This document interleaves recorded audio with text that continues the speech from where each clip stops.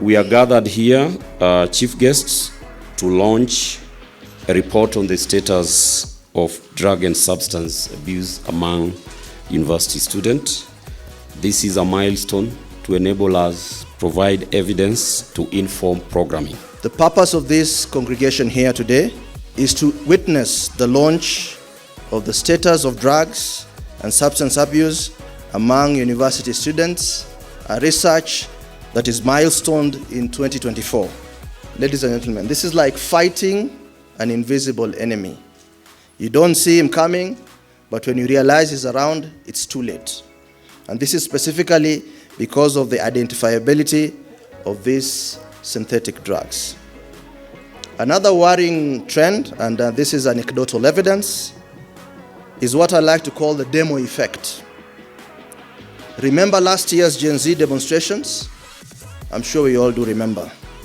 Well, we discovered that some of the young people, specifically those who were in the protests, became unexpected inductees into the space of drug use. And their induction was premised on falsehood. And some of the things that we're saying is that they were deceived into believing that if you smoke bang, the effects of tear gas will diminish to near zero. Ladies and gentlemen, some of the youths that were apprehended in possession of drugs or documented using drugs, and specifically cannabis, confessed that they used drugs for the first time during that period and during those episodes of demonstrations. In addition to that, and interestingly so, a critical number of the students or the young people who were apprehended belonged to our universities. The unscrupulous merchants of drugs look out for every opportunity to entice, lure, and get our youth into addiction, and therefore creating a demand for their lucrative supply. So our commitment moving forward is that we will use the outcome of this survey to tailor drug prevention guidelines, to create awareness, to do positive parenting, because these youth are under the guidance of their guardians, to capacity build across the multi-sectoral space, to initiate and agitate for policy and legal reforms. And in this context, we want to extend the 300-meter rule to affect or to be also applied in our tertiary institutions. As we launch this report, let us remember that the future of our nation lies in the hands of these young people.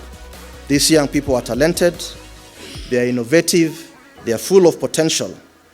But if we don't act decisively, that potential could be lost to drugs and substance abuse. This is a call to duty. So let us roll up our sleeves, get to work and work together.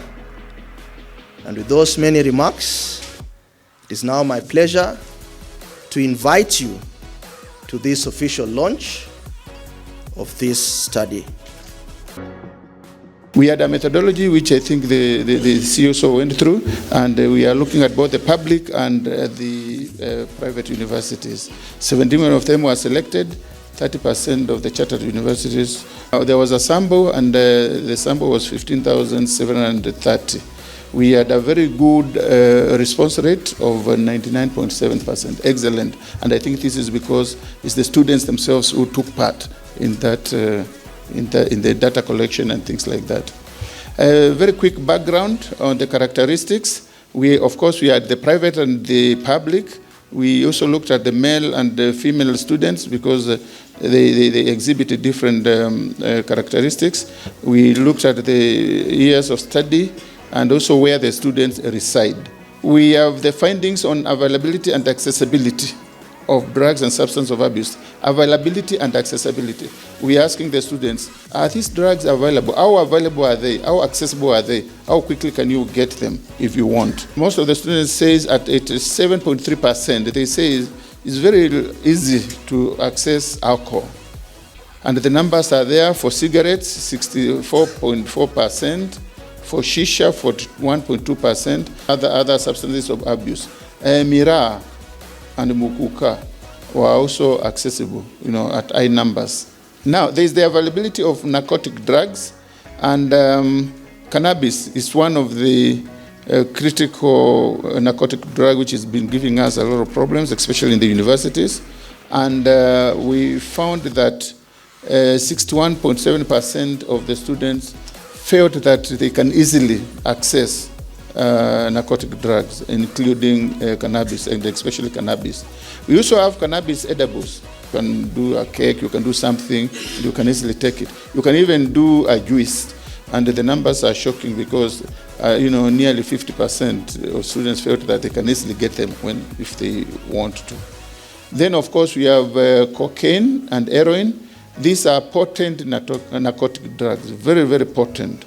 And 15% of students felt that if they wanted cocaine, they would really easily get them. If they wanted heroin, they could easily actually get them within their environment or wherever, from suppliers and so on. Then we have prescription drugs at 13.9%.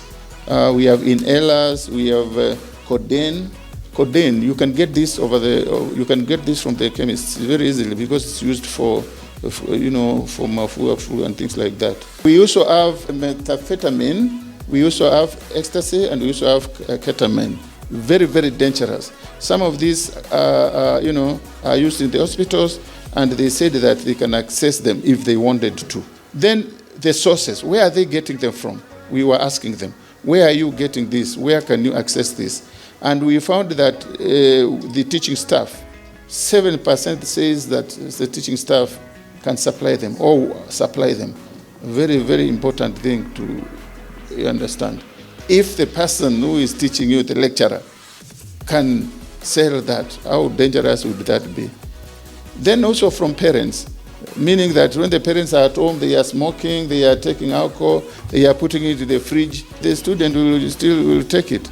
And even some of the parents are taking these drugs together with their kids. 20 inches, you are now big, a university student, they can go there. Also important. Then the non-teaching staff, 14%, and you can see the website. You can get it online. Even the canteens within the institution, 28%. And that's why the CEO said that this issue of the 300-meter rule, which we are only saying is for the basic institutions of higher learning up to Form 4, is not really helping much. We should extend this such that if it is an institution of higher learning, then the availability of these drugs like alcohol, whatever, should not be allowed within that kind of environment. Online, social media, the online. We also find people selling it, very low regulation, because if you go to Jumuiya and all those other people, you get them selling alcohol, and we don't know who they are selling to. They may be selling to somebody 10 years because there is no proof of identity, there is nothing, they are out there to make money. So how are we going to make sure that these online websites and so on are not allowed to? And I think our chair and our CEO, through our parent ministry, have really pushed for legislation to make sure that these are really not sold through the social media. Then the fellow students from within the universities, the students, there are students who are, and I know we have our lecturers here, who have been repeating year out, and they don't do it because they are not very sharp. They are doing it because it's a business they are perpetuating there. So you find that somebody is supposed to have finished university 4 years ago, and yet they are in their 7th year. What are they doing? There must be something they are doing, And I think that from the university themselves, there is something which we need really to look at so that they don't continue selling this. And then, of course, the neighborhood. And this was very critical. You can see the neighborhood at nearly 60%. The canteens, the bars along, within the universities, they are the most dangerous. They are the most dangerous. They are the ones where the drugs are found. They are the ones, and we have the people, the university professors who did the research are here. And of course, the peer pressure from friends. And friends who, are actually supplying this, either from within the university or from outside there. We find that the private universities are doing a little bit badly vis-a-vis the public universities at 23.4% vis-a-vis 16.4%. There was a perception that the private universities are Christian, too much, very, regulated. But the opposite seems to be true. The sex, also, the females are catching up. That perception that really drugs is a male problem is really not there. You can see the ladies actually competing, very aggressively, at 15.7%, and the national university rate is 18.6%. We may want to note that the national average is around 11.6, 11.7%, meaning that is a lot happening in the universities vis-a-vis the national average. And you see the cigarettes still following the same thing, maybe shisha. For shisha, I would point out that the female seems to be overtaking the male. We did some survey, CS, on primary school pupils. We did some survey on secondary school students. Now we have done survey on the university students to complete the process so that we know what happens after you leave primary to secondary and so on. We also did survey on the employees in the public sector and the general population, which is the general survey. And we can see the comparison there. Very, very shocking, because once these students leave secondary schools and they go to the university, something seems to be happening. I mean, I think maybe the environment or the freedom they have or lack of checks and balances, something seems to be happening, because you can imagine from secondary, 18.6%, now they start using. And the general population has 11.8%, as I said, for alcohol. And you can see we are, doing very badly at that area. Something needs to be done, in this area. When we look at cut, we have the Muguka and the Mira. The Muguka is the more potent. More of the university students are really using Muguka. Mira, I believe, will be more expensive. More affluent students taking Mira. But all the same, we find that at least 10% of the students are either taking Mira or Muguka. In our rehabs, we find that in Muguka, many of the students, and even the general population, are getting more addicted to Muguka. The narcotic drugs, the hard drugs, the numbers are not very high because they are in the range of 1%, 1.8%. The cannabis is quite high, and quite a good number of students are taking the cannabis. And the male and the female are, just more or less taking the same numbers. The private and the public, still not much difference. We have the 2% national rate population in the whole country. Cannabis is like 1.9%. But at the university, it's 10%. Meaning that 5 times, when they are in the university, they are likely to take cannabis 5 times more than the general population. Heroin and cocaine, not very big numbers, but still critical. Critical because if you start taking heroin, this is just a case of addiction. Now we have other psychoactive substances, including prescription drugs, and we've seen that they are also being used. But that capacity that they can go to the chemist, the pharmacist, and buy them over the counter without any prescription is also a challenge which needs to be looked at. The people who are using at least one drug, either you are smoking, you are using cannabis, you are using heroin, whatever, we find that 26.6% are doing that. This is nearly 30%, a third, 1 out of 3 students. We had so many consequences, and in our report, Bomas, most of them were really not doing very well in exams. 47.1% is nearly half. You are hooked in drugs. The likelihood that you are not going to pass your exams, to sit for your exams, is nearly half. and you have issues with the institution, either disciplinary or whatever, which is nearly 40%. Most of them don't complete their degree programs in time. A lot of violence, a lot of mental health disorders, depression, the addiction we have talked about, increased cases of sexual harassment, rape, and planned pregnancies. Now, the extent of alcohol use disorders, this is the addiction. What are the levels of addiction?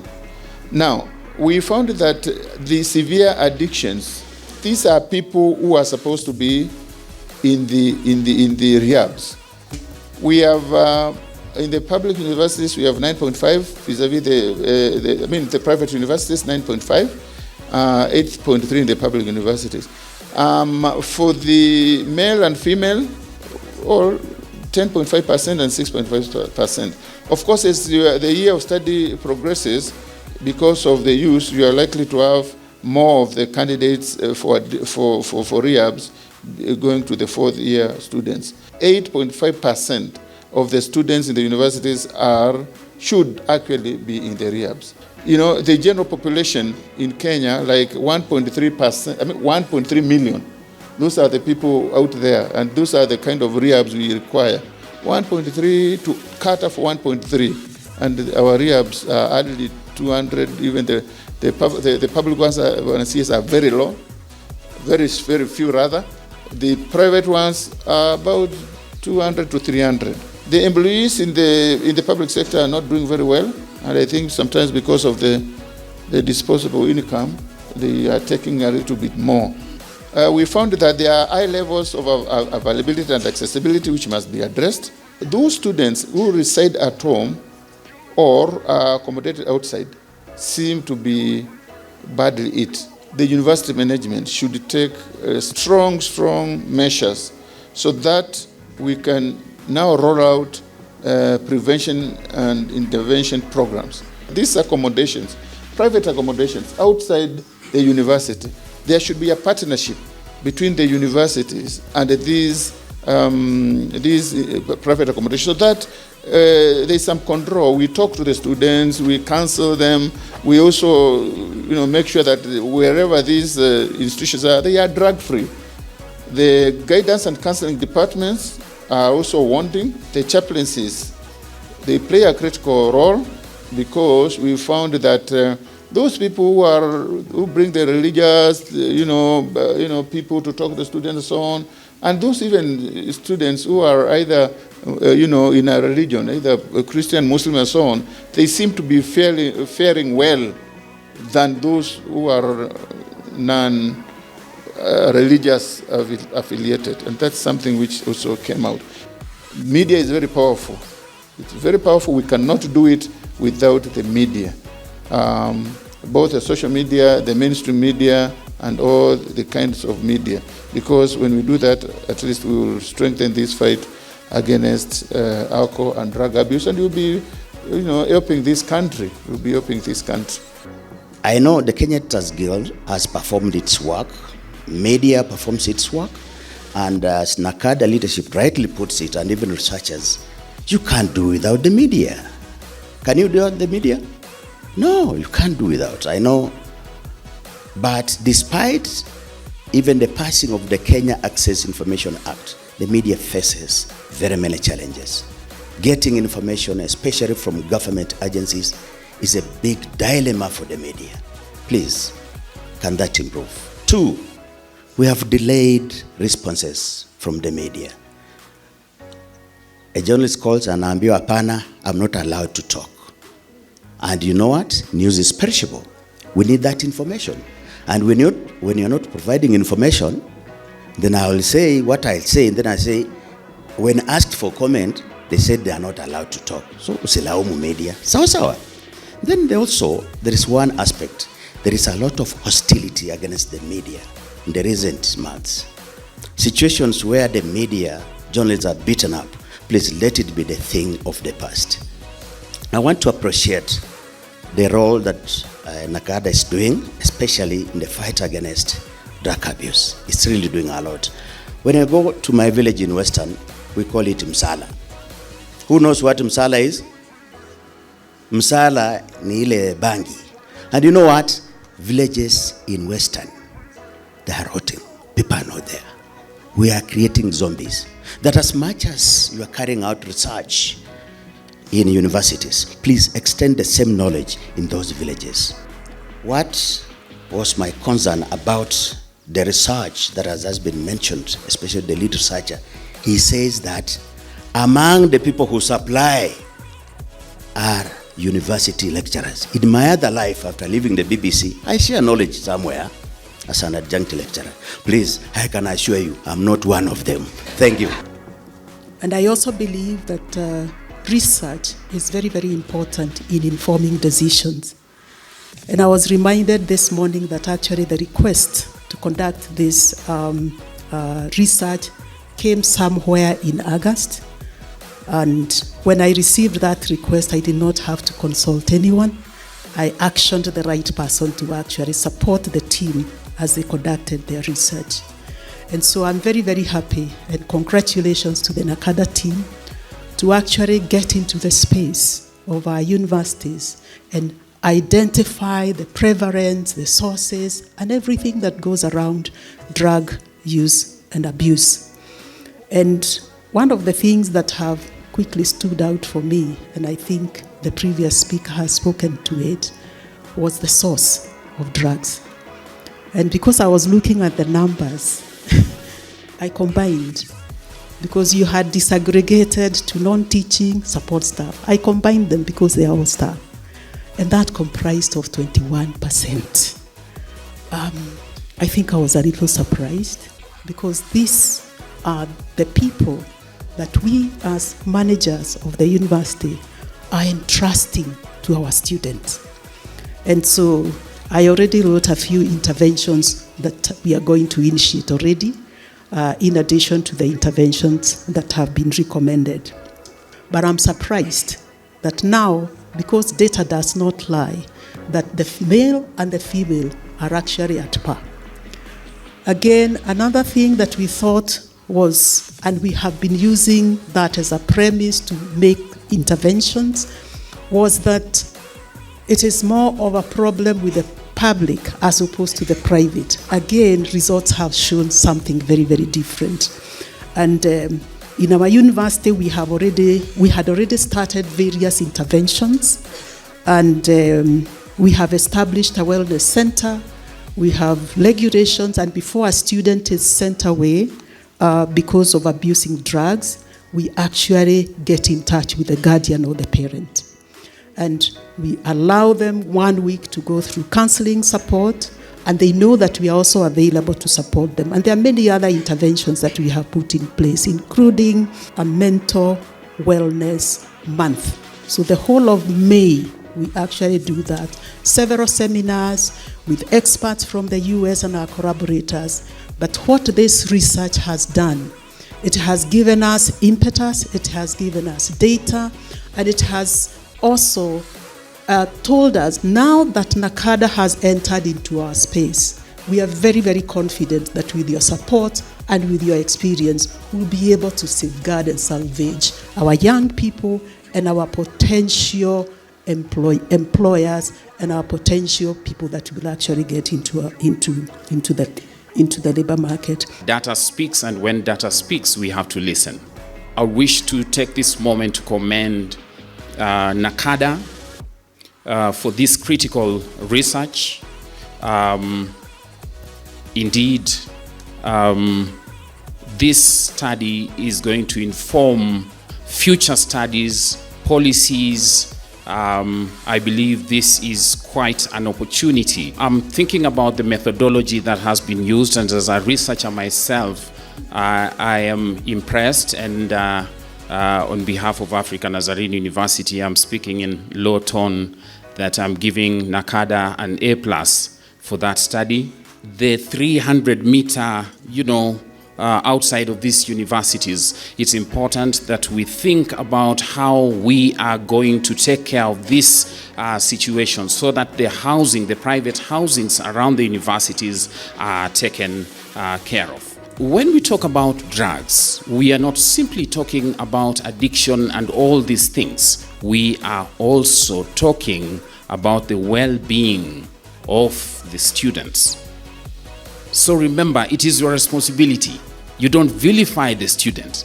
How did they begin taking the drugs? Where were you as an institution when they started? Even as we move into the future, I would like to request for increased funding in this area, because drugs are indeed affecting the economic and social progress and success of our country. I would wish to urge the universities, if we could come together as universities. Remember, the VC of KU has just spoken. They have their own situation, but are we speaking to each other so that we can generate a situation where we can share the data, we can share experiences, and we can grow together? This is an area that I have had a lot of interest, because my belief is that if we have a problem with our youth, we have a big problem in our country, because our youth represents our future. The National Police Service and the wider Ministry of Interior, we are working with everybody to ensure that drugs are rooted out in our country, especially to ensure that our youth, our future, is actually kept away from drugs menace. On our part in the National Police Service, we have the Anti-Narcotics Drugs Unit, which is domiciled in the DCI.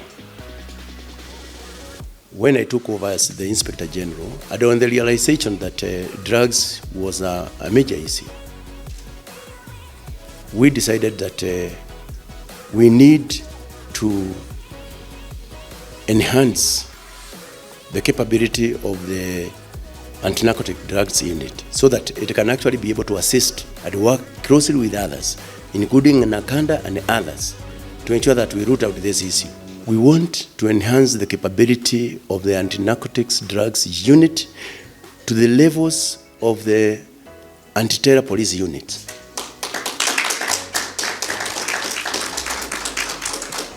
This report marks a critical milestone in our collective efforts to combat the escalating challenge of drug and substance abuse among our young people. As NACADA, we are driven by the urgent need to safeguard our nation's future by ensuring that our youth, especially those in institutions of higher learning, are protected from the dangers of drugs and substance abuse.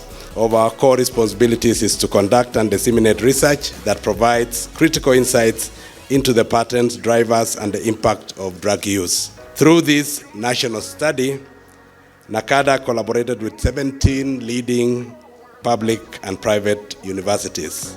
If we do not act decisively, we risk losing the entire generation to addiction, mental health challenges, and wasted potential. This is why today's launch is not just a presentation of data, it is a call to action. Additionally, I extend my deep gratitude to the Kenya National Bureau of Statistics, KNBS, for their invaluable support in data analysis and report compilation. As NACADA, we are committed to ensuring that the findings and recommendations from this report inform our policies, programs, and interventions targeting university students. This is not just about statistics, it's about lives, it's about dreams, and the future of our nation. First of all, I'm really honored and privileged to have been invited to this very important launch, and I am very happy to see that the universities are playing a critical role, and our professors are doing a very good job in informing decision-making in government through research.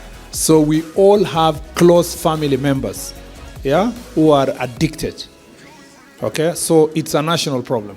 Thank the IG for saying that the relevant department needs to be upscaled to the level of anti-terror unit, because there is, if we calculate the number of people we've lost using terrorism, it is lesser than the people we lose every day because of drugs, alcohol, and substance abuse. The timing of this launch is critical. Alcohol, tobacco, cannabis, cat, and even emerging substances like methamphetamine and codeine syrup are finding their way into the life of our students. The female university students are also becoming increasingly more vulnerable.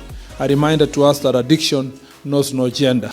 There is a problem with our universities, and we must start running universities as proper institutions, universities that can respond to this challenge, and we must face it. And I speak as your former colleague. You must, as universities, provide ways of filling this gap, and you must not continue looking at counseling and looking after the students as a side issue. It must be an integral part of the university with properly hired staff who are looking after the students being taken care of and put as part of the budget of the students. As revealed in this report, alcohol was the most available substance among the students at 87.3%, followed by cigarettes 64.4% and shisha 41.2%. As parents of these students, we are left with one big question. How can we curb availability of this substance? This calls for our deliberate and collaborative effort in the fight against drug and substance abuse. The report further revealed that friends contribute 66.4% of sources of drugs, with evidence showing university students being involved in the supply and sale of drugs and drug substance.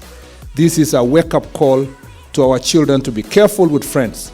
We parents should also endeavor to know our children's friends. We must bring to book all these criminals killing children's future by peddling drugs.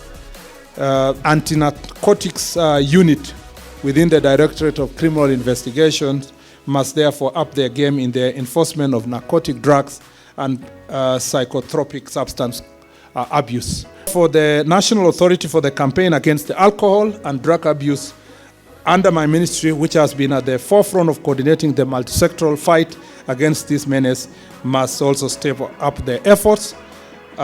It is not just a fight for sobriety, it's a fight for the soul of our nation. The government is fully committed to this fight. Our national government administration, officers, GAOs, with other multi-agency team, have firm instruction to implement His Excellency the President's directive on eradicating illicit brews and other harmful substances across the country. We will not waver, we will not relent, and we will not bow to any pressure from those who profit from the destruction of our youth. This is a battle we must win, and win decisively. Really important is ensuring that students struggling with addiction can seek help without fear of stigma or judgment. Let us build universities that nurture not just minds but also character and resilience. The idea that you expel a student because they are addicted may have to be revisited.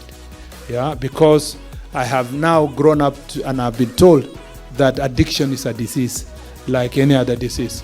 Instead of expelling them, you have to find ways of making sure that they are treated because they are looking for treatment. So there is a whole focus on change of mind to make sure that this sector is different.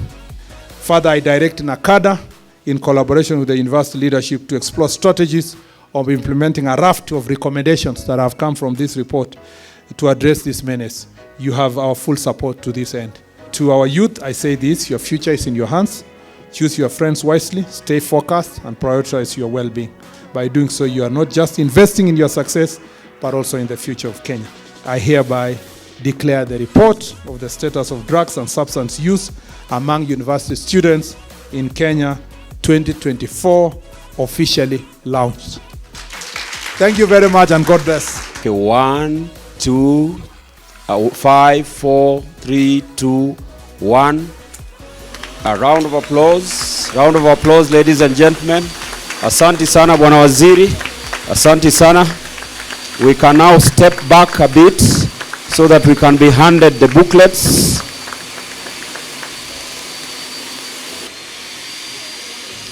And we can also give one to the CEO to hand over to the IG. Yes, we can also give one of our directors to hand over to Professor.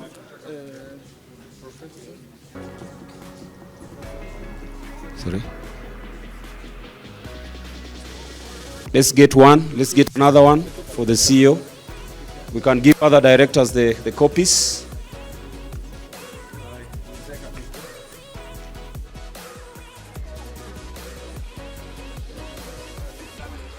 If you have the right page, it's on the form.